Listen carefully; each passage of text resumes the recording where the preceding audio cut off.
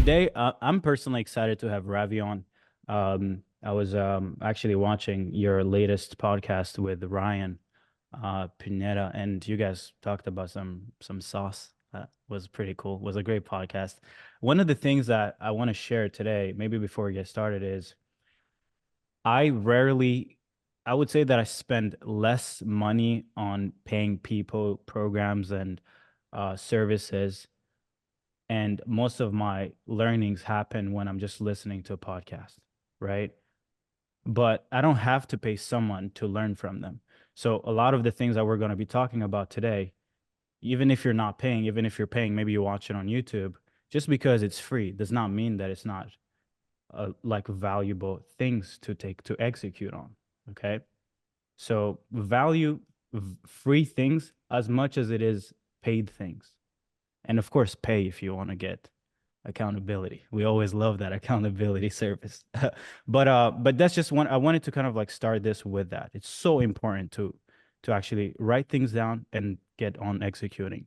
But maybe Ravi, kind of like introduce yourself for, because even though you kind of like have a brand and people following you, I don't think that everyone here knows. Who here doesn't know Ravi in the chat? It's an awkward question. It's just like, yeah, I don't know who the hell this dude is. Just because, just before, because That we just showed up for. just so I everyone don't here know why I'm knows. here. If everyone knows, then perfect. You're doing good. But I'd love to figure out. Okay, cool. Well, I guess everyone knows you don't. Okay, David Oh, I doesn't. know. Yeah, George raised his hand, so George don't. I don't. Dave, Woodard. Okay, I know Nizar cool. did. There's a few people.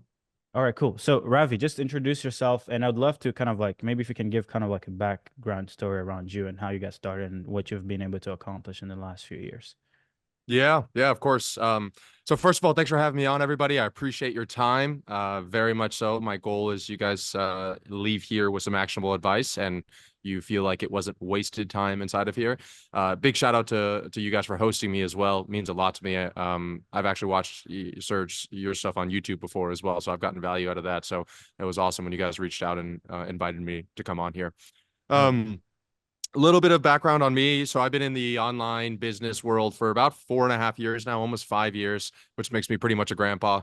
I was going to law school. That was the plan my whole life. Went to Florida State. Then about a few days after I graduated from college, dad was diagnosed with stage 4 lung cancer.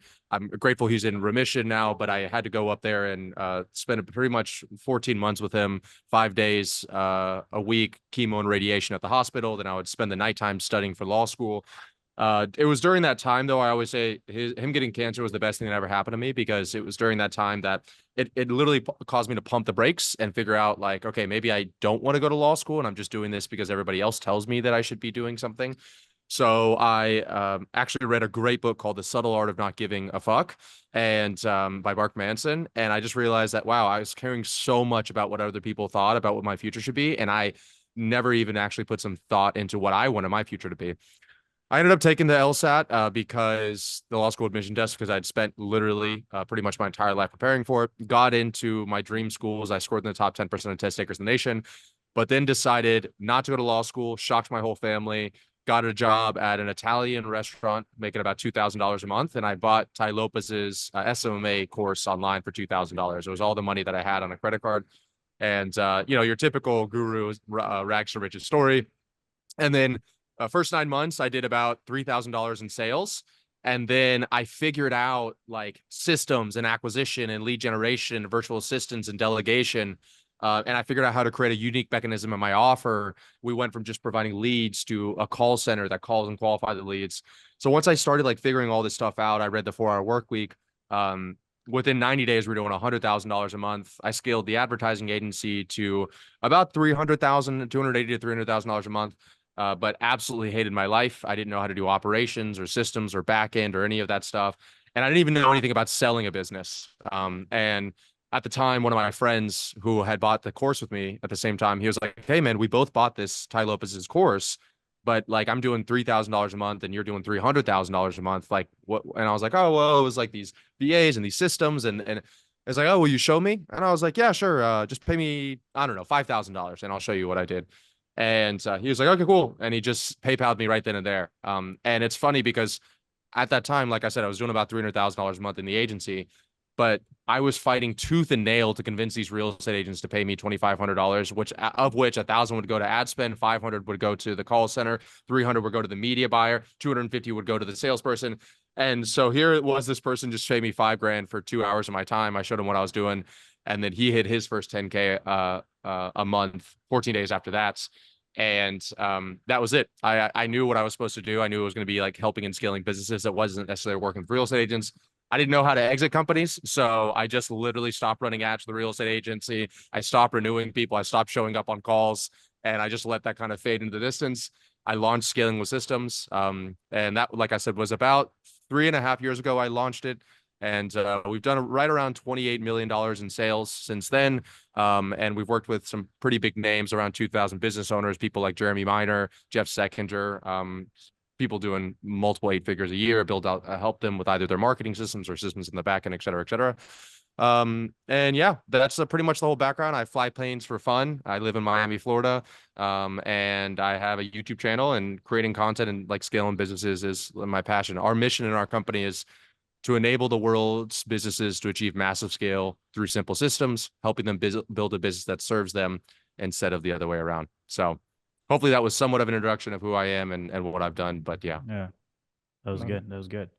Yeah, I remember like maybe like 2 years ago when I was kind of like getting started, when you were still, I don't know if you had rented, I think you and your boys went to this place. I don't know where it was. It was I don't know where it was, and you were shooting from this. I don't know if it was your bedroom or whatever, but you were lit with Jeff, and you were pushing out a lot of content back then, and that's when I first found you. When you were doing a lot of, you had your ad talking about also virtual assistants.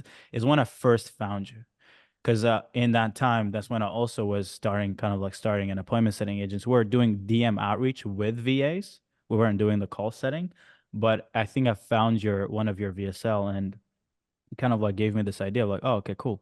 I'm using my VAs to do outreach for me. Why don't I actually start an outreach agency using VAs? So It's funny.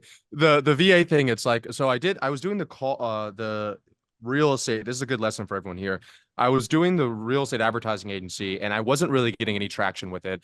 And then it was because I was offering the same thing as everybody else. And so then I had a buddy that was in the insurance industry, and he showed me that like he buys these leads, and this company would like call the leads and set them on his calendar for him. And so I was like, oh, well, what if I did that for my clients in the real estate industry? And we did that. And all of a sudden it went from like literally tooth and nail, trying to convince agents to get on the call, like cold email, blah, blah, blah, to our calendar just flooded with appointments. And like our sales pitch was so beautiful. It was like, yeah, and you don't even have to call them.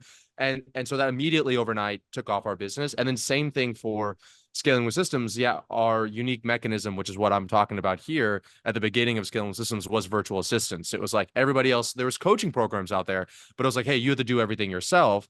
Where what we did is I created a training center in the Philippines, 30,000 square foot training center in the Philippines. And we would get the VAs, train them, and then place them for our clients for $2.50 an hour. And then the exact same thing happened. I mean, I remember in 2019, I was getting booked appointments for $20 to $24 on Facebook and like qualified calls. I mean, it was just absolutely nuts compared to what it is now. And so, yeah, like I think every time you did it with the DMs, with the appointment setters in the DMs, like mine was mostly cold email. But I think every time what I've seen explosive growth in my business was whenever, now I know the word for it, which is unique mechanism, but it's whenever I've been able to identify it or extract a unique mechanism from my offer so that I can immediately separate myself from every other person offering the exact same thing. 1,000%. And maybe to kind of like validate this, because I don't know if you've seen kind of like what we're pushing. So I'm calling it building and releasing an infrastructure, but I guess it's a mechanism. It's just that we're actually building it for the businesses we're working with. And because, that's also what happened for me. It's like I was running an ad agency. I went through Iman's course, and I was like, okay, let me start this Facebook ad shit for course creators. And I went through Consulting Accelerator. I was like, wait, but no one actually can even afford ads. I'm like, what's going on here? Right. So as soon as I pivoted for like, hey, I'll do the outreach for you, then I did it for like a few months. Then I just pivoted to building it into their businesses. Right. And then that's when we went from literally nothing to like multiple six figures a month in like in less than a year. So now what we're doing with everyone is, everyone who's here, the idea is stop the done for you bullshit. Stop also coaching people, actually build a tangible infrastructure mechanism into that business. And that's literally all we're doing. And it's info on the front end, train them on what they need, the mechanism, sell them on the process. And if the program they buy, they're actually buying the implementation of the thing in their business. So that's the whole thing we're doing with all of the partners, the clients, the program. It's literally on that thesis. It's like, stop done for you, stop that. Instead, find your unique mechanism and build and release it into 500 businesses in the next 2 years and make $5 million essentially. Yeah, I like it. I love the name build and release. It's actually a great, like, when it comes to unique mechanism names. So we have two unique mechanisms. One's called the self-sustaining funnel, and one is called the member method. It's funny because it's like a great unique mechanism. Like, so when you think of unique mechanisms, like Uber has like a unique mechanism. When they first created Uber, nobody else was out there, but they obviously invested millions of dollars in infrastructure and app and all that. So most of the people here won't be able to do that to create a unique mechanism. So instead, use your brain power and you can extract a unique mechanism from what you're doing. So like, even Serge, what you're saying, it's not like you created the idea of like placing a system inside of a company, but the way that you've systemized it and then extracted the name, I think you said build and release. I like, that's and then it's the thing about the name itself is that a great unique mechanism name. I always tell my clients, it should sound like you're reading it in like the Harvard Business Review, right? So self-sustaining funnel, the member method, build and release. Those all sound like legitimate, like scientific names. But then if you Googled self-sustaining funnel, I'd be the only person that came up. If you Googled the member method, if you Google build and release, you would be the only person that came up for that. Yeah. And so the idea is that like really great marketing should be doing about 90% of the work for you. So if you can capture a unique mechanism name and even trademark it potentially, then you're going to convince people through your ads and your video sales letters, oh, wow, yeah, build and release. It makes so much sense. I need build and release. Yes, I need build and release. And at the end of the VSL, they're going to be like, okay, maybe I don't want to work with Serge. Maybe let me Google build and release and try to find somebody else to help me with build and release.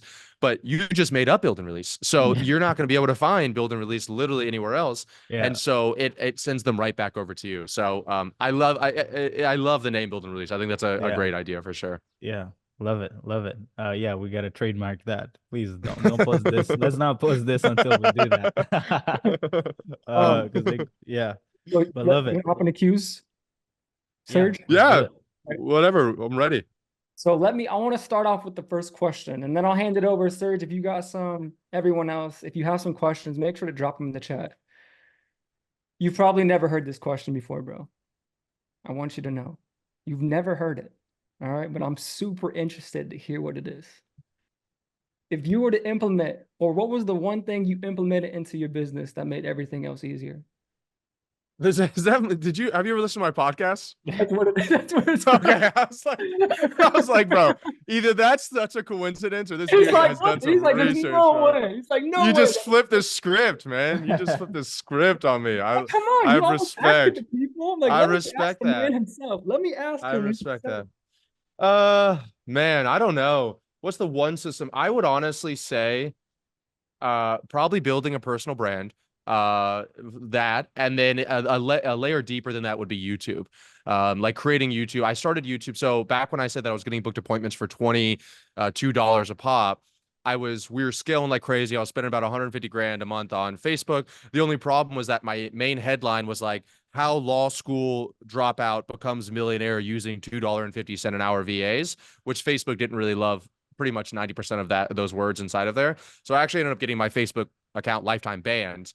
And that was when I launched my YouTube channel. And I'm about 850 YouTube videos later now. And it's so funny to think that I was like so against it back then. And I just saw such little growth back then.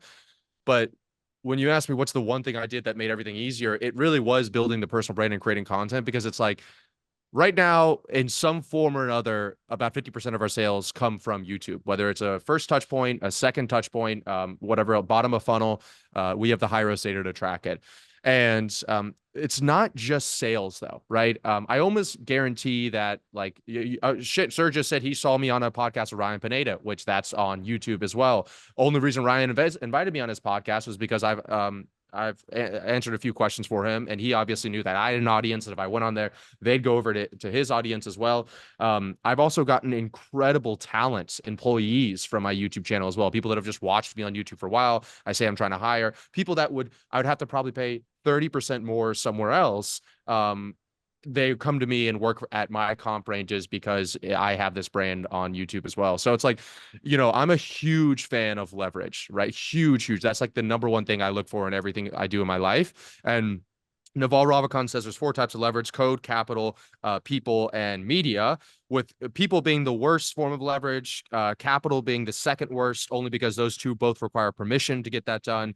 And the 2 best are code, software, and media. And I'm not exactly a software developer. I don't have a lot of coding skills, so I don't really use software too much. But media, I can shoot one video and then it gets shared among millions of people, and there's no additional work on my part.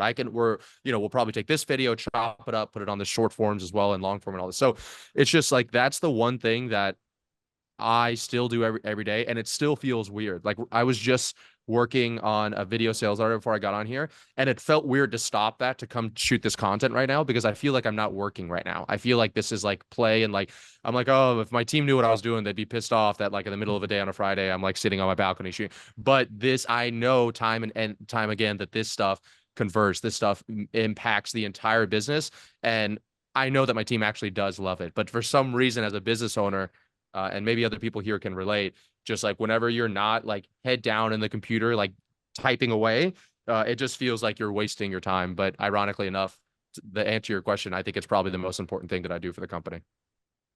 I love it. Love it. I wanna I'll jump on the next few questions, but I have more important questions, so I'll jump on my questions first. Okay, guys. So, Ravi, I have this hypothesis, right? Where, and I want to ask you this because I kind of like heard you talk about it in a different way, where you're, saying like, hey, you're going to stop kind of like gating your content and your information and your value and just dump it on YouTube, and just kind of like push also the subscription community, which is something I'd love to get into that. But I have a hypothesis where it's like the info space, especially in our like business, growth space, has become so saturated that anyone who's trying to make money selling info, they better have a shit ton of capital, or they better have another play of monetization other than monetizing on the info, right? And now you have this new wave of people are starting YouTube channels and building 8-figure companies off of one YouTube channel and free content, taking the content that most people are selling, dumping it away for free, which creates crazy like reciprocity bias, and you can sell the implementation on the back end. So for you, how did you see the shift? Because you were really heavy on acquisition on paid ads, but now you're getting heavier into content. Do you want to kind of like share because I've never really gotten big on paid ads, like literally started running ads more right now, trying to be more aggressive on it. Most of our growth really came from outbound and or content from the last few years. But for you went from content and then paid ads straight, then you built this 8-figure business, and then now you're switching back to, do you kind of like want to share your learnings about the shift and, maybe talk about it? Yeah, that's a really good question.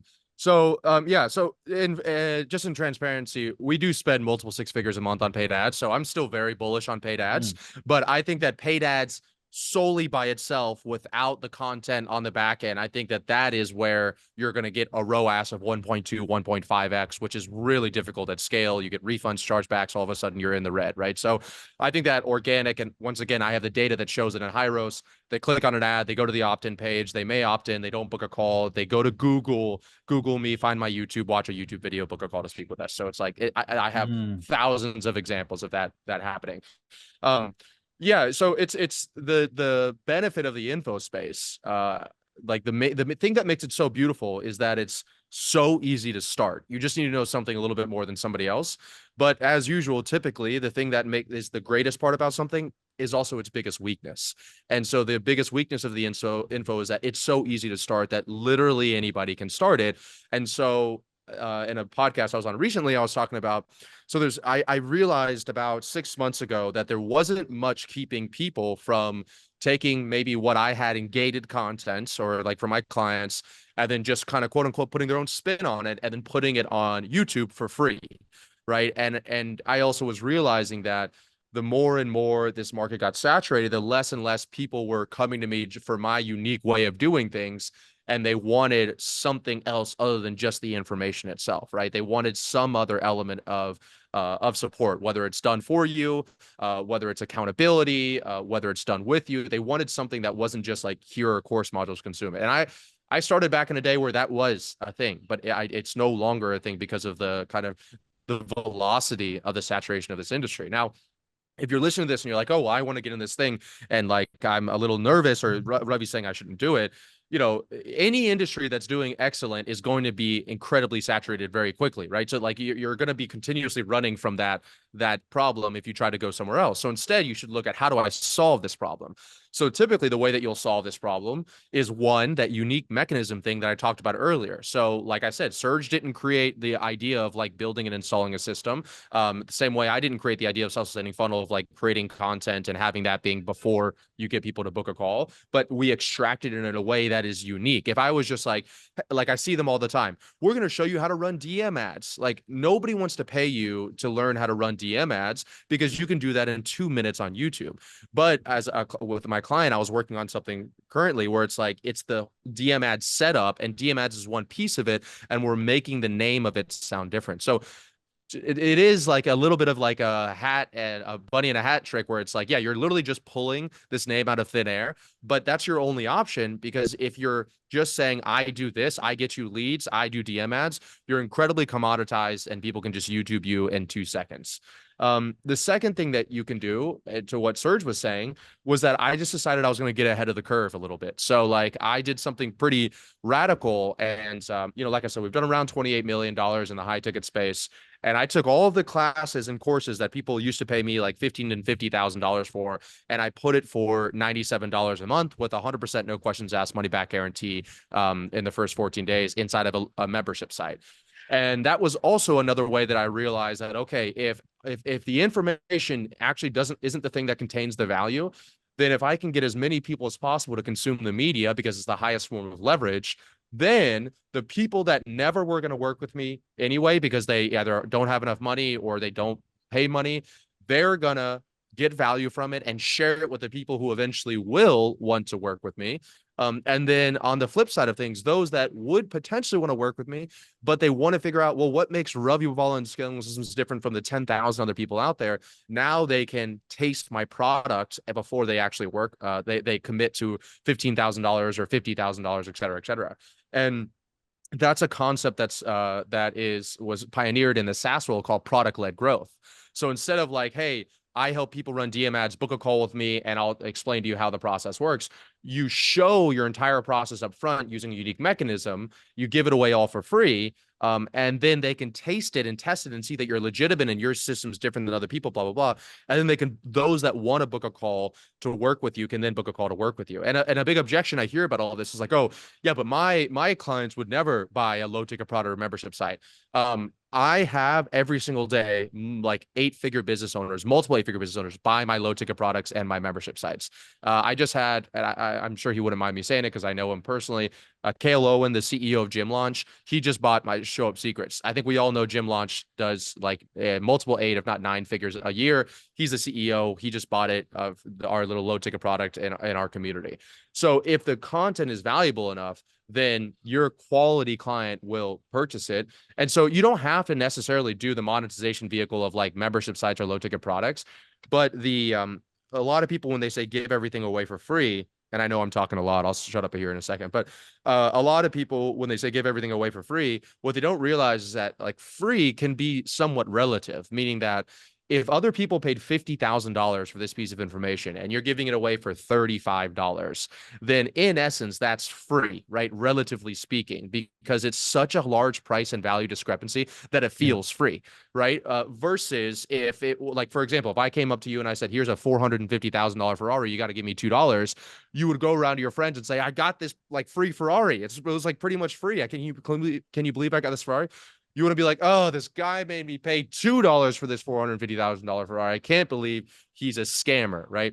So the whole point of all this being that I do think that you have to kind of, every business owner should be building two businesses, the business of today and the business of the future. The big mistake I made in the last 18 months, so the 12 months prior than the last 6 months, was that I was always building the business of today. And that just done really well for me. But then I really started noticing this change coming up here. And so instead of at one point in my business, I was on the front foot. Then I kind of got a little bit lazy and I got on the back foot and just took the money that was coming in. But then as I hit a revenue ceiling, I realized I need to be on the front foot again. And so that's why I was like, you know what, let's put everything either totally for free or at such a low price for the information itself, and then let that be the product-led growth that ascends people into our higher ticket back-end thing if they want to. And if not, like I said, just the growth from the personal brand alone brings me so much value, whether it's monetary or otherwise, that it's okay if they don't buy my stuff right away. Love it. Love it. I love it. I love it. Anyone has any questions that they want to kind of like jump on? And I can also not go so like high level and like on some of that stuff here. If there's like specific things, I don't know the gauge of the business owners that are inside of here. So I want to make sure it's as valuable for people here as possible. It's all over. I mean, you got Cool. people 10K, you got people above 100K a month. Love it. Casey, you want to kind of like pick questions and Yeah, just go through the chat. Well, actually, real quick, I want to ask you a quick follow-up to that because I'm actually curious. Your membership site ticket thing, you're bringing them in. Are you just letting them ascend by themselves, or are you doing something on the back end to ascend them into the high ticket? Because I think that's it's a good question. So we're in the middle of figuring it out right now. We're probably going to do a record month this month, as we have, if this continues the way it is in the first 5 days of this month. So like we have kind of figured it out a little bit, but the short answer is that the first time I launched, I've done multiple low ticket products and membership sites previously. Every time I did that with the intention of getting them to ascend into the high ticket. I built everything to get them to the ascend to the high ticket. But that's why previously my chargeback rate was like 3%, because people would get in, realize it was just this one little thing, and then they would like do a chargeback or request a refund, et cetera, et cetera. I'm really proud to say that since we've launched our new low ticket and our new membership site, we've had 0 chargebacks in the past 50 days, which has been amazing considering the volume that we're sending through there. And so the difference I did was I said, okay, this time we're not going to create this with the idea of us sending people into the high ticket. We're going to create this in a product in and of itself. And that's just, we're going to do as little ask as possible inside of there. And then if people want to organically ascend to the high ticket, they will. And the cool thing is that's exactly what we're seeing. Now we do have like a few very subtle things that's like, hey, if you want our help doing this, then you can just book a call below. But as of right now, it's only in one place in the entire membership that I talk about it. So everywhere else, it's just like, here's the value, here's the value, here's the value. And then people are literally just DMing me, or they're hitting me up on Instagram, or they're hitting, they're commenting on my posts, and they're just like booking, or they'll book a call on their own from our ads or somewhere else, our website, and then they'll be like, yeah, I'm a Scaling School member, and I wanted to book a call to speak with you. And I'll end this with, there's a few guys that I really respect with their branding. Iman Ghazi is one of them. Sahil Bloom is another. If you don't know Sahil Bloom, he has like 500,000 newsletter followers and millions of followers online. And for both of them, if you go to both of their Instagrams, neither of them have a link to their products. They have no links inside of it. So it's like essentially, quote unquote, just pure value. And so a lot of people say, well, what is it they do? How do they even monetize the money?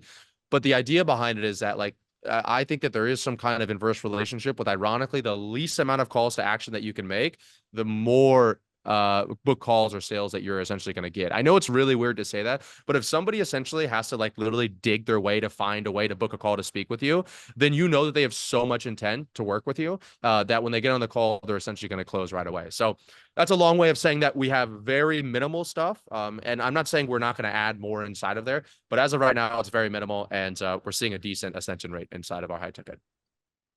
Interesting. That's something, that's a great way of putting it. Yeah. They don't put any call to action in their follow in their bio. So then are you going all in on having front end be the membership? Yeah, so pretty much, you know, that I kind of came to that conclusion about 120 days ago. So in one of our values is radical transparency. So I'll be radically transparent with you guys. There's been 2 times that I've made over $1 million in a month, and I have either broken even or lost money that month specifically, right? Because as you really start scaling, you spend a lot of money on payroll, a lot of money on ads, and at one point my payroll was above $550,000 a month, not including ads and all that other stuff. And so that kind of makes you sweat every day. Like when you like, I was having problems sleeping, et cetera, et cetera.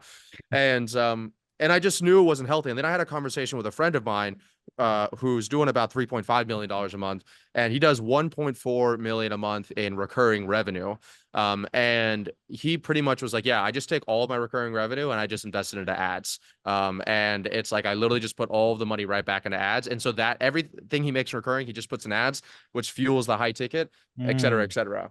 And so I was like, you know what? I've done the high ticket, book a call, nothing up front for years. I've only tried a low ticket product one time for my B2C offer that I used to have, and we were doing well in it. We were spending about $350,000 a month at low ticket, but like I said, a bunch of refunds, et cetera, et cetera. But I'd never had recurring revenue before. And I said, you know what? I've done this for multiple years. I said, at the beginning of this year, I'm going to try something new. I want to test out something I've never tried before. Let's try the membership site thing out. And I had every single doubt and objection that's probably going through your guys' head right now, cannibalizing the high ticket. You know, people aren't going to stay for multiple months, blah, blah, blah, blah. And of course, there's been hiccups along the way. But man, right now we're doing just an MRR, not new member sales, not high ticket, nothing else. We're doing about I think $7,000 or $8,000 a day just in MRR, which is pretty awesome because I can just invest all that back into ads, all of that back into the team, et cetera, et cetera. So I'm okay just even breaking even using that money right now. So I don't know, maybe it'll be saturated, maybe it'll all blow up in my face, but I am pretty bullish on it as of the filming of this video, and it's working out pretty well. Yeah.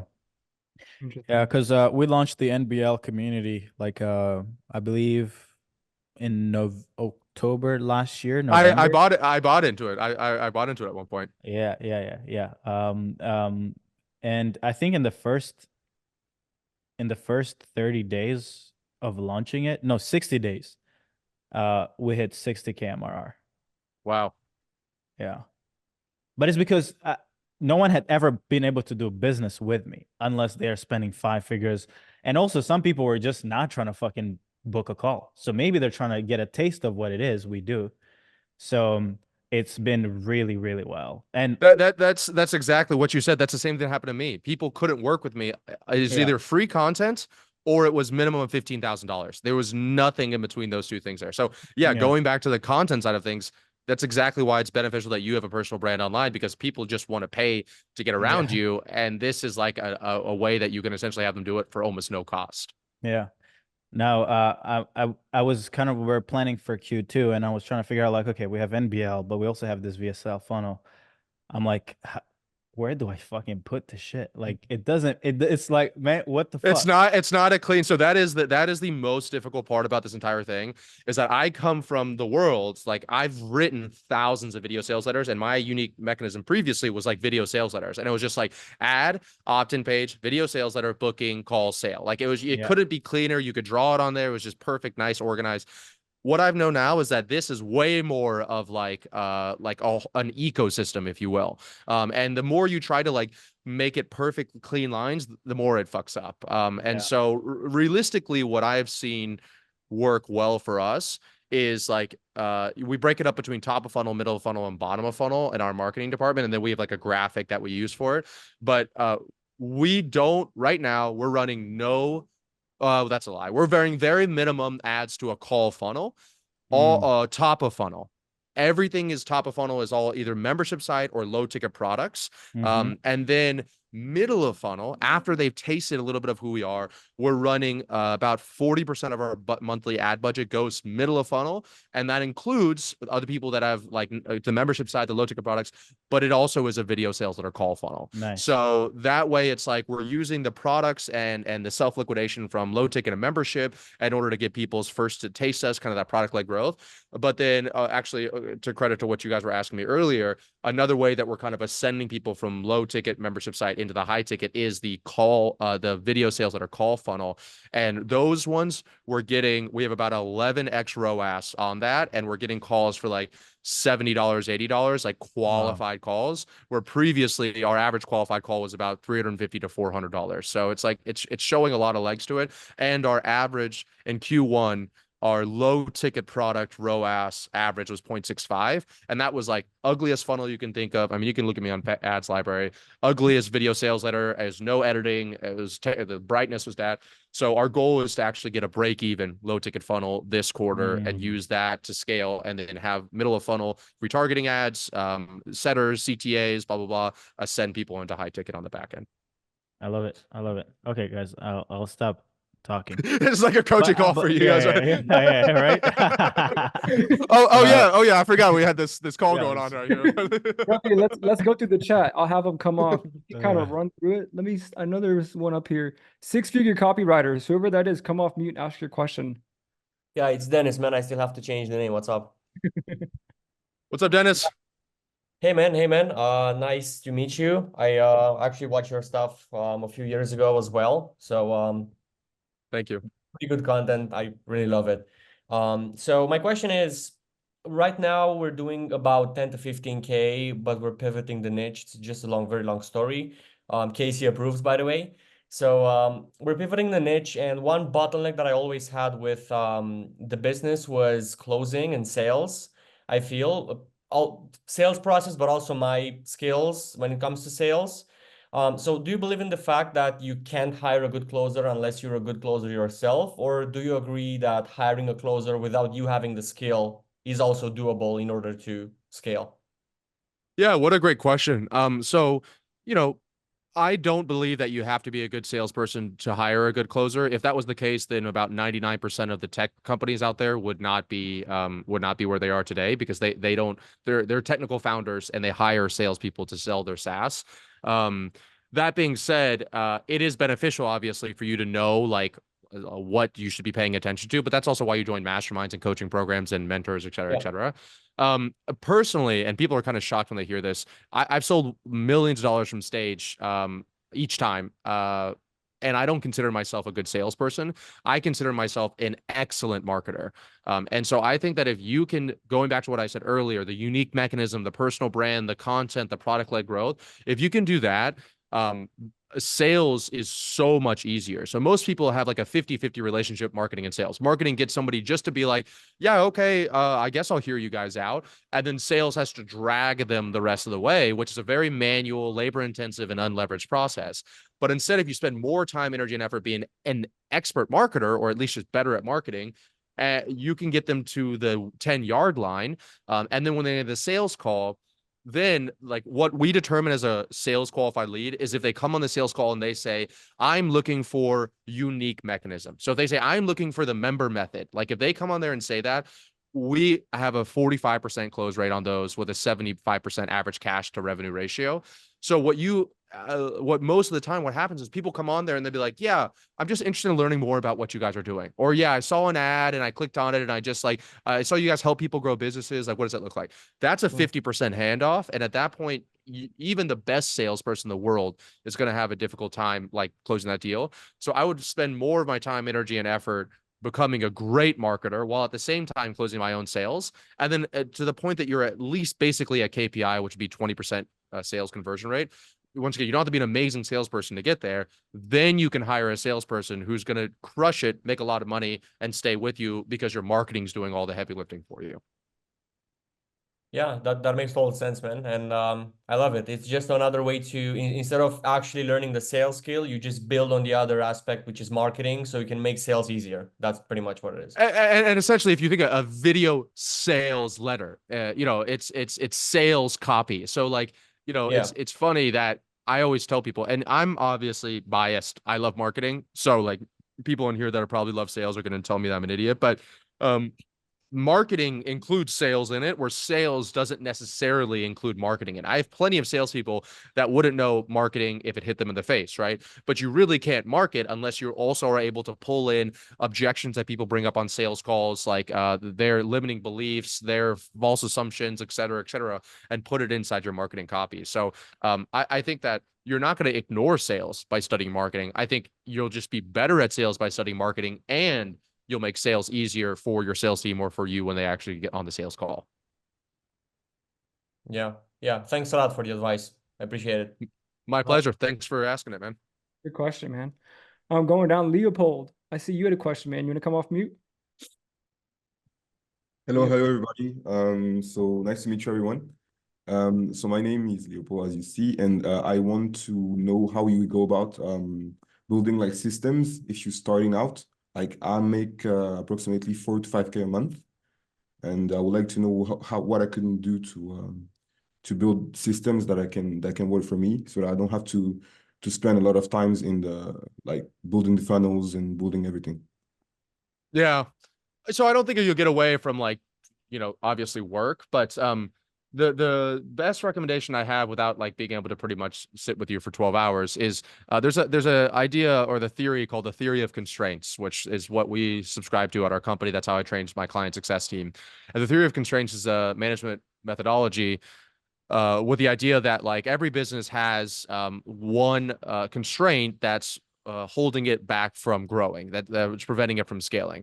And so, you know, if you're making $20, $30, $40,000, you might say, Ravi, I have 5, 7 constraints, bottlenecks in my business. That's true, but you have one main one that has the most obstruction on the flow of the business, and then you'll have another one, and then another one, and another one, another one. And so what we do at our company, and what I really recommend everybody do, is you need to ruthlessly identify what the constraint is, the biggest constraint is in your business, and then you need to work to implement systems to solve it once and for all. So a great example, if I'm at $3,000 to $5,000 a month, my biggest constraint is very likely going to be sales calls, assuming that you're doing some kind of service for people, right? So then if your biggest constraint is sales calls, somebody could say that, okay, maybe you should get better at sales. But the problem is that, when I get on the phone with a salesperson, I'm not able to close them. But the problem with that is that the biggest constraint, or is the biggest constraint that you don't have a solid marketing process set up in place? Like, is that they don't know who you are, just like I was telling the last gentleman a moment ago. So maybe we need to invest more time on that. But then the next question is like, okay, maybe you do have a decent marketing process, but just physically not enough people know who you are. Okay, at that point, the constraint would be ads, or it would be the traffic, emails, et cetera, et cetera. So you have to take a look at your business and just think of it as a funnel, all the way from essentially the business model to marketing, to the funnels, the sales calls, the bottom of funnel, the fulfillment, the operations. That's your entire business, and you just need to ask yourself, where's the biggest constraint? So for you, it sounds like the biggest constraint is either going to be traffic, or it's going to be the marketing process. And so then I would figure out, okay, what are my systems I can use to solve this? And anytime I'm implementing systems, I always try to figure out what's the most leveraged system I could do. So for example, I don't know where you're from, but if you're lacking in traffic, then you could do cold email and cold outbound messaging, but that's very unleveraged. It's very cheap, but it's very unleveraged. But if you spent, I don't know, $50 a day, $100 a day on ads, you could reach so many more people that were coming in with a better frame of mind than you do in cold email. And then just keep on rinse and repeating that process all the way through. I mean, even I do the theory of constraints in my business, and I'm constantly identifying what's the biggest constraint that I have, and I'm just doing it. So you'll never stop doing that. So if you can start now and figure that system out, then that's the system of all systems. It's like a mindset thing, right? It's like before you can even make money, you need to get good at mindset. Before you can even build a business, you need to get good at spotting bottlenecks in a business and then building systems to solve them. Because I kind of like want to anticipate every time and create new things, but I should not, right? I should like first see the problem and try to build system to fix the problem. Yeah, typically, like, yeah, you're like, you heard me earlier. You need to Yeah. always build two businesses, build the one you have and then the one of the future. But the problem is you don't even have a business right now, with all due respect, right? At 3 to 5K a month, it's not really a business. So it's like, okay, you need to focus on the business you have right now up until the point that then you can lift your head up and look to the future. But yeah, as of right now, once again, all due respect to anybody here can make $10,000 a month, literally doing the most saturated, the most competitive, the most ununique mechanism thing in the world. So if you're not there, do the basic shit until you get there. And then you can start to figure out, how do I hit the 30K, 50K, 100K, et cetera, et cetera. All right. Thank you very much, man. Love it, man. You got it, brother. Yo, Jackson, I actually really like your question, bro. You want to come off? Yeah, sure. Yeah, what kind of revenue point with your high ticket offer would you wait to get to before starting the low ticket community? And has that answer changed since you started scaling school? Oh, yeah, that is a good question. I actually think that anybody, let's say, just it's always hard, arbitrary numbers. Let's just say $10,000 a month, right? Because up until that point, like I was just telling the last gentleman, you don't necessarily know enough about the client, the avatar, the problems that they have, the issues they have. You probably don't have enough cash flow to invest in ads, which is the only way low ticket's really going to work unless you have a large audience. So I'd say right around the $10,000 mark. The question though is not low ticket. The question is, at what point do I implement product-led growth? That's really the question you need to be asking yourself. And the answer to that is immediately from day one. And so a lot of people don't think about it this way, but content is a product. So the content I'm creating on YouTube, this content right here is a product. You guys are investing time in order to consume this thing that I made, which is my words and my expertise. And so this is product-led growth. Like maybe some of you watch this, you go to my YouTube, you watch another thing, you buy Scaling School, whatever else it is. But the idea here is that it's not low ticket. Low ticket is just a great way. Actually, if you go organically, we don't sell the low ticket product anywhere. There's no low ticket products and organic stuff. We just do it in ads because it's a fast way to liquidate ad spend. So I guess the reframe would be, when should I start doing product-led growth? And that should be as soon as possible. But to answer your question, when should I do low ticket products? It would be when I had enough expertise to know what the pain point was for my clients, that I could create a product around that. And then I had enough money to invest in ads for that, which would be like $10,000 to $15,000 a month, in my opinion. Love it. That's your question? Yeah. Yeah, thanks. Cool. Love it, man. Great question. Jad, what do you mean by yours, bro? And what up, my man? Good seeing you, bro. Yeah, how you doing, Kev? Easy? Good, man. Cool. I think it was one Ravi was talking about one when he built his offer. It's more about like at which moment you had like the thought about launching like the low ticket offer, and why actually. I think I just answered that last question. Do you still need more clarity other than what I just answered a moment ago? Yeah, it's more about like why now rather than later or before previously. Yeah. Were you listening to the rest of the conversation that I was having on here, where I walked through Yeah, he that just whole went thing? over that. Yeah, I pretty much, long story To be short, honest, I'm happy to summarize it for you. Long story short, it's because I realized that the marketplace is getting saturated. The costs are going incredibly high for both advertising costs, cost of labor, et cetera, et cetera. And so I wanted a way for people to test out my products so that they could build trust with me and want to eventually book a sales call, but in a way that wasn't all free, because I'm not getting paid on any of my free content. And so that's where low ticket products and membership sites make sense, because it's essentially free when I'm giving away stuff that people used to pay $50,000 for $35. But in that case, I get paid. Even that $35 is enough for me to liquidate some of my ad spend or make a little bit of money, or the $97 a month that I can invest back into the business. And then the client can taste my stuff before they end up wanting to book a call to speak with us. Yep. Love it. I'd, You actually really like can- why. thank you. Welcome, bro. Why Dan, really before like Wyatt goes on, because I want to kind of like share clarity on kind of like what Ravi is doing, because maybe this could be also a great way to pitch it for you, Ravi. So I was listening to this breakdown, because you shared product-led growth from SaaS, but many people probably don't understand what that means. So I was listening to HubSpot, the founders. It's this there's this guy who runs a SaaS academy, And he asked, like, how did HubSpot actually blow up, right? So HubSpot was doing around $20 million in ARR. And, they were spending a bunch of money on marketing, a bunch of money on sales. And they essentially started surveying their customers. And they were like, hey, where did you come from? And they ended up realizing that 80+% of everyone who bought and subscribed was a referral from someone else who had already bought. And then they looked at the amount of cost that marketing and sales is pumping, and they're like, why are we investing so much money in marketing and sales? What if we just reinvested it into the product and gave away a certain level of the product away for free? Then they initiated this process of giving HubSpot away for free, at least a few the certain features. And that took them from, I believe, $20 million in ARR. Right now, they're doing over $1 billion a year in revenue. So it's this idea of, if you actually let people use the first layer of, so it's almost like, what is it about your service that you can give away for free for people to actually see how to achieve their dream outcome? And then once they have that, they're aware of that, then it's a no-brainer for them not to need your service or implementation or whatever software you have, right? But you will never go from 20 million. You can't pay your way to $1 billion in ARR, is really what it means. But you can reduce the cost of experiencing your thing all the way to free, lower the barrier of entry, and make the product be the pitch, and then sell let the product sell, essentially. So it's just that. It may be simply put for everyone here.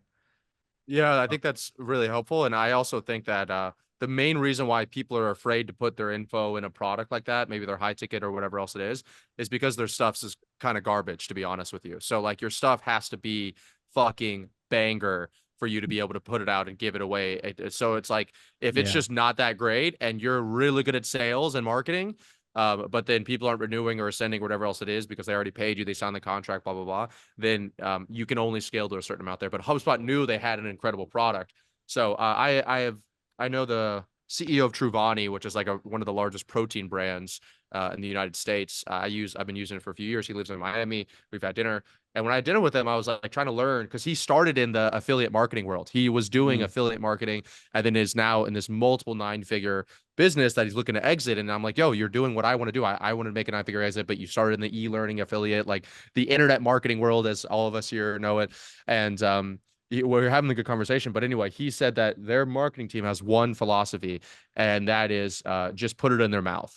And I know that's a funny saying, but the idea is that he's like, I know that if I get somebody to taste the protein, we know that they'll come back and they'll buy more. And so they spend so much money on Amazon. They're the only protein brand that you can buy a single serving for on Amazon. I think it's like $2 or $3.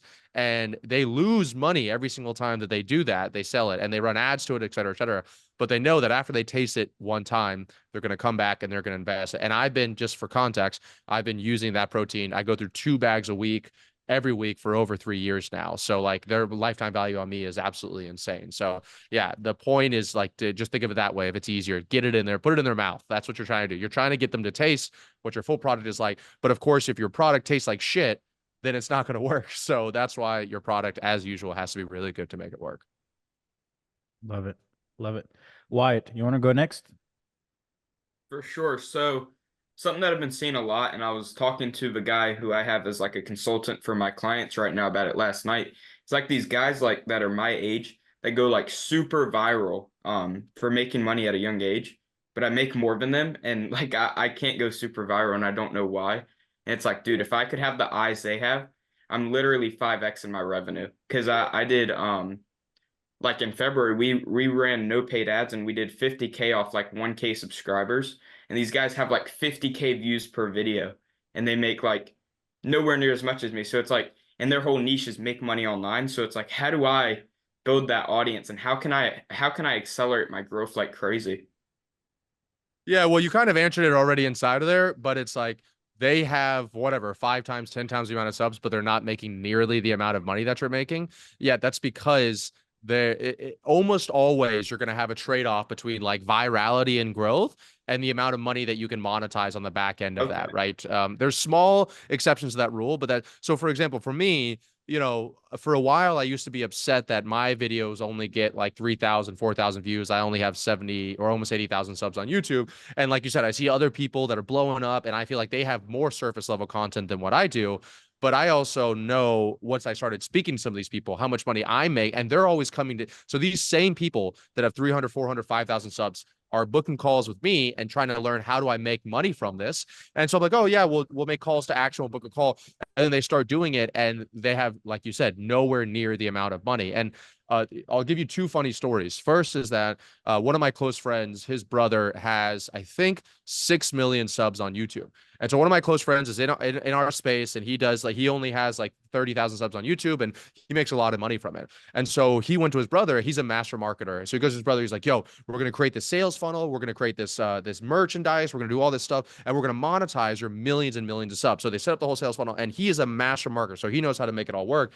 They do the drop, they do that. He was getting, I think on the day that they dropped it, they got like almost 1 million clicks to the landing page is what he was telling me.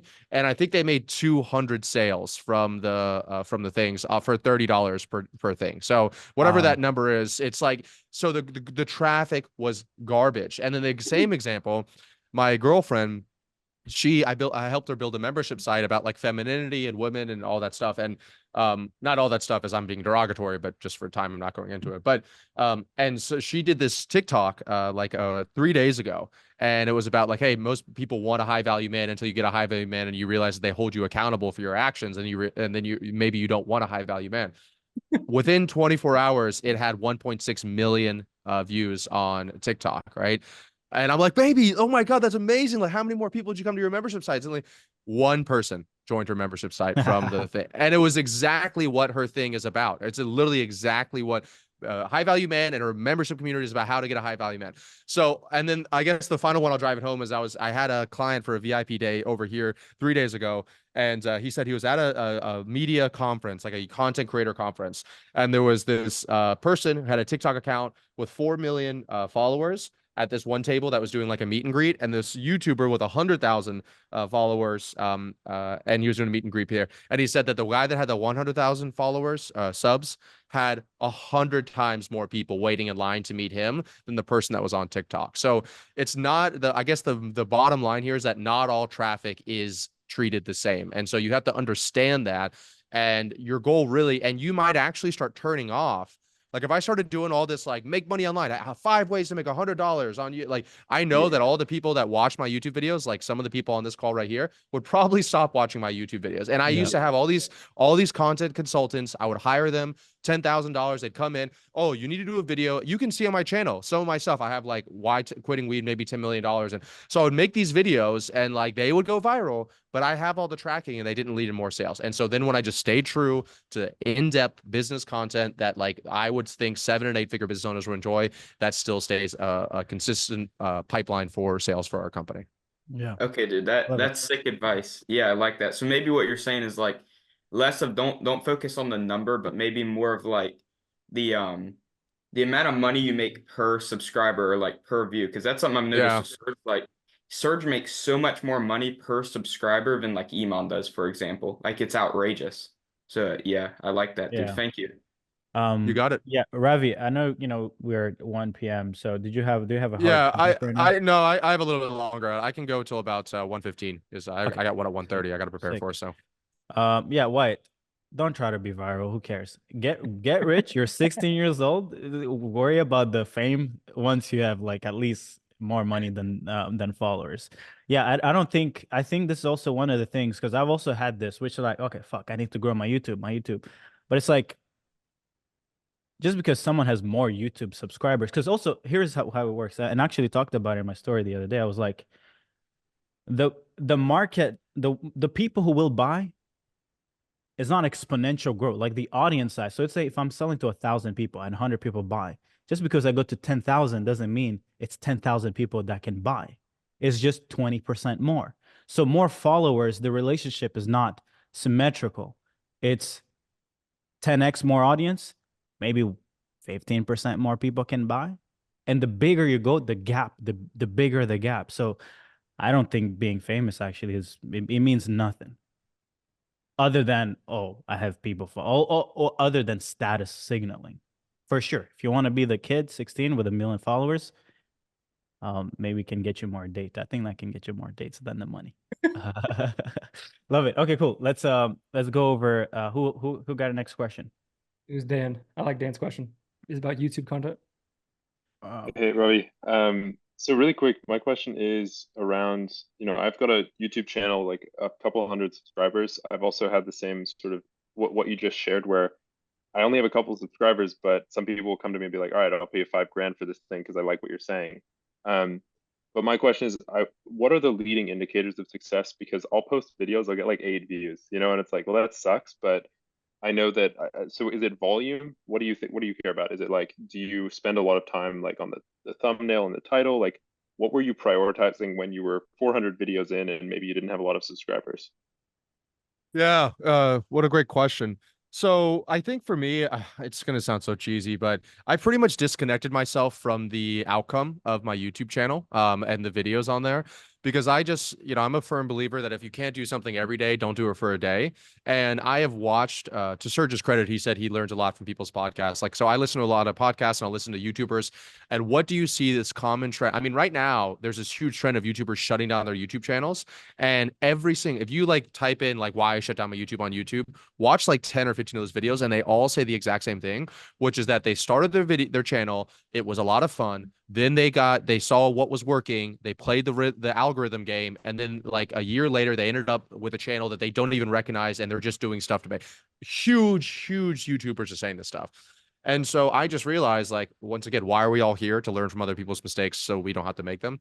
So I just realized, like, okay, cool. If I can just make content that I would literally make, whether people were paying me or not, whether it led to sales or not, whatever else it is, obviously with the understanding that it would lead to my products or services, but I'm in a business that I love anyway, so I could talk about this shit all day long, no matter what. So if I kind of disconnect myself from the outcome from that, then I just make my videos around that. And I, honest to God, year and a half ago, I was making videos every single time based on click-through rate and thumbnails and average view duration, everything that everybody tells you about. We would look and see what competitors were doing and blah, blah, blah. And now all I do is I legitimately just go on and I turn the camera on and I talk about whatever. Like, I was just thinking in here, a few things that you guys had been bringing up. I was thinking in my mind, like, oh, I should probably do a YouTube channel around that. So I just think, what are people asking me? And then I just make a YouTube video around that. And I could care, as long as it's aligned with my products, I could care less what it does with views or anything else along those lines, because I'm in it for, I want to make at least one YouTube video every week for the rest of my life. And I'm not going to do that if I'm spending so much time and energy paying attention. And so I'm actually, if you look at my videos, there's a downtrend in the thumbnails, in the editing style, and all. Now it's just me with a Loom video, and I'll screenshot for the thumbnail that's on there. And I'm getting a lot of people that I respect that are making a lot of money that are saying that they really like the video. So I kind of the same thing I told the last guy. Don't care so much about subscribers. I swear to God, I don't look at any of those metrics. I literally just create content that I like creating. And I guess the only thing I will do more of is if people in our coaching calls or on our sales calls are mentioning a specific topic, then I might create more videos around that, because I'm not indexing for more views and more followers. I'm indexing for more sales. So YouTube's never going to be able to tell me what's leading to more sales. So that's why I always have a weekly meeting with my sales team, and they give us feedback from what people are bringing up, what they like, what kind of journey were they on that led them to book a call, and then I create more content around that. So if I get it right, it's about relevant content. So relevant Yes. to the ICP of people who have actually bought. That's probably exactly the best relevant to the okay. sales. That's exactly what it is. Yeah. Okay, cool. So you don't care about volume as much. It's more about super, like, very efficient content to speak to the people that you want to. Well, I care. I mean, I'm trying to do 3 videos a week. I'm trying to go up to 5 videos a week. So volume is important to me, only because it's working so well. And so I just want to try to, anything that's working well, I'm just trying to do more of. So like, but I'm trying to do it more of in the way that has worked well, not in the way that everybody else is telling me to do it, which is like, oh, no, Ravi, change your titles to be broader and talk about these things. And then when you do that, then you'll do that. And once again, for the YouTube metrics, imagine if you were running ads on Facebook and you could only look at the cost per click. Imagine that. Like, that's the only you can look at on Facebook. You couldn't look at cost per lead, cost per call, cost per sale. You could only look at cost per click. That's how most people are running their YouTube channel. The highest surface level metric that they're looking at, they're optimizing for that. And I can't tell you how many times I get $10 cost per clicks, which, if you know anything about Facebook ads, is disgustingly high. But my cost per acquisition is 80% lower than the one that's getting me $2 cost per click. So yeah, you're optimizing always for bottom of funnel whenever you're creating your content. Okay, awesome. If the goal yeah. is to make money on services and products, not to be YouTube famous, like Serge said, if you do want to be YouTube famous and just like tell people about it and be a best-selling author or whatever else it is, then yes, the surface level content is probably going to be better for that. Wait, but so my last question on this is, how do you reconcile that with your take from what you said about Iman? You're like, it's cool when these guys don't put links and stuff. Does your YouTube content really book in? I haven't checked like your YouTube descriptions, but are you always pushing like YouTube video and then in the description you've got all the programs? So all of our descriptions have links to book and like purchase our stuff from there, but it's like maybe 1 out of every 3 videos or 1 out of every 5 videos I actually make a hard CTA. Other than that, I'm just like, I just talk, and then people will go on their own and do it. And we actually have not seen a direct, because every link in our description is linked to that video for our tracking. But I've never seen a spike when I make a CTA versus when I don't make a CTA in those videos. I just do it every once in a while because I don't know, some habits die hard. But no, like if you don't have to make a CTA for people to do it. But that being said, that's also why I like running retargeting ads and stuff like that, because you can pay to put the actual offer in front of people. So I know like even Alex Becker grew Hyros just by doing YouTube videos on how to run YouTube ads. They would have huge views and huge followings and people watch it. No CTA on that. And then he would do retargeting middle of funnel ads that was directly like, hey, book a call to speak with us, et cetera, et cetera. So that's another way you can kind of liquidate your spend for that. Cool. Thank you so much. You got it. All right. One last question. It has to be short, and then we let Ravi get back to building a company. Who want to go in the chat? Who has an interesting thoughts about AI? I like that. I like that one. Yeah. Question. AI. What are you In general? What are you seeing? No, in general, but no. How are we going to make money with it? How can we sell it as a mechanism is really more so interesting. Yeah. Yeah. So I was having dinner with my buddy last night, and he was talking about this guy, the best hedge fund manager of all time. He's a quant, and every year for the past 40 years, they've done, I think, don't quote me, I think it was like 25% average investment return a year, every year for the past 40 years, which is nuts. Wow. For context, the stock market gets you 5.5% on average in the S&P 500. So, and that's not anyway. And so, and the other cool thing about that is I think last year they did $3 billion and they had 300 employees. So it's like their dollar per employee is disgustingly high. And what I told him was like, yeah, so that's quant, which is like we're using AI to trade for you essentially, or using algorithmic learning, machine learning to trade for you. I think that AI will be something very similar in the near future here. I think that it's going to make it so that I didn't say this. Sam Altman, the CEO of OpenAI, said that it's not if, but when we'll have a one-person billion-dollar company. So like I very much am very bullish on AI. I think that you can get a little bit too drinking the Kool-Aid to where you're like, I only do AI, and like you're just fully focused on AI. So I feel like if I was starting from zero and I had no skills and no infrastructure and no business or anything, I probably would learn AI, and then as a service, I would implement AI in other people's businesses. As a done-for-you service, I would do that. There's a million different ways that you could do it. We even do it for our clients, like replacing sales call coordinators with AI and all that other stuff. So we do it as a service for our clients. If I was starting from scratch, that's exactly what I would do. The other option is that you actually learn how to like create machine learning AI things, but that also requires typically capital and all that other stuff. So from zero, I would 100% just recommend, okay, what's a big problem that everybody has? For example, they can't turn leads into appointments. What if you took one of these AI softwares that's out there and for a service, you implemented it inside their business, kind of connecting the two worlds of like the business owner who's in the past and the AI of the future. And now on the other hand of things, you can do what essentially I do, which is like, okay, I can't just restart my whole business and just have it focused on AI, or I would just be continuously churning out new offers all the time.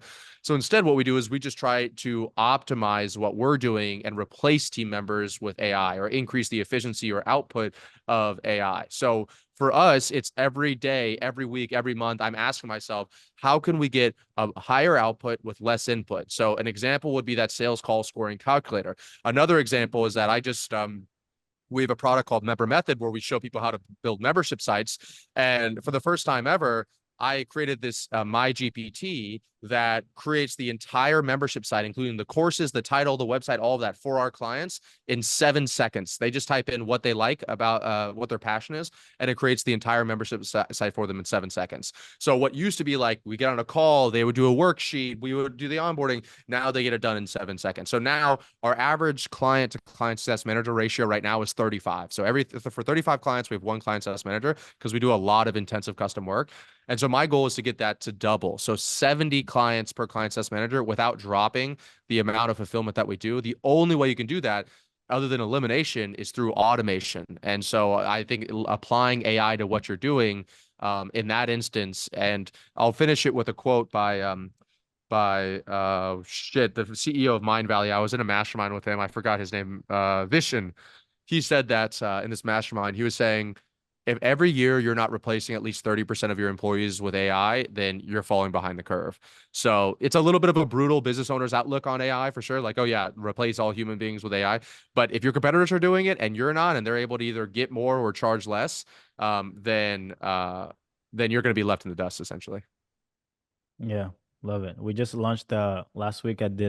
Last 2 weeks ago, I did a webinar on building and releasing AI infrastructures. So yeah, I think it's super valid. Yeah, I think it's super valid. Yeah, love it. Okay, guys, we're gonna wrap this up. Ravi, thank you so much for having spent the last hour with us. We'll shoot you a DM. Love to connect after this. Got a lot of, I need to introduce that GPT thing. 10x the output, and then thank you guys for everyone who invested their time here today, and for anyone who's watching this. Follow Ravi Abuvala on Instagram and all the socials, YouTube. He's dropping bangers, and yeah, thank you guys so much for doing this. And Casey, shout out to you for organizing all of this. Thank you so much. Thank you guys for having me on. I really appreciate it. It was awesome. You guys are an awesome audience, great questions, and I genuinely appreciate the time. Let's do it. Appreciate you, man. All right, guys, let's get to work. Ciao. Bye-bye. Peace. Peace.